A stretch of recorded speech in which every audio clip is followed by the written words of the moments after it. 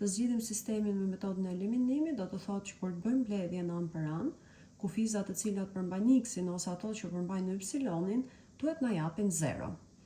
Në rastin konkret, më lehtë është që ne të eliminojmë kufizën e cila përmban y-in.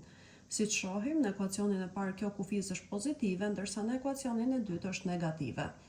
Nëse ne kufizën e ekuacionit të dytë e bëjmë minus 3y, atëherë shuma e tyre do të jepte 0.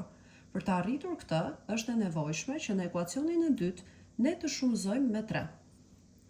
Sistemi i ri do të ishte: ekuacioni i parë do të ngelet siç është 2x plus 3y baraz me 8. Në ekuacionin e dytë thamë që do të shumëzonim për 3 se cilën nga kufizat e tij. 3 herë 3x, 9x, 3 herë minus y, minus 3y, dhe 3 herë 1 është e barabartë me 3.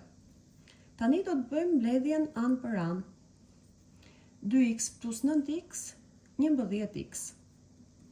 3y minus 3y, si thamë, do të na japin 0. Pra ne arritëm që të eliminojmë kufizat të cilat përmbajnë y-in. 8 plus 3 e barabartë me 11.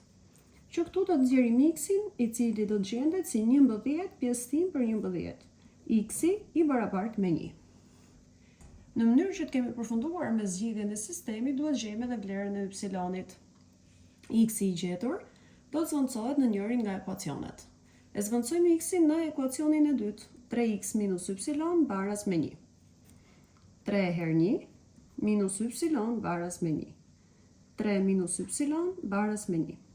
Duke qenë se na duhet vlera e y-it, në mënyrë që y-it bëhet pozitiv, ne e kalojmë në anën tjetër. 3 minus 1 është e barabartë me y.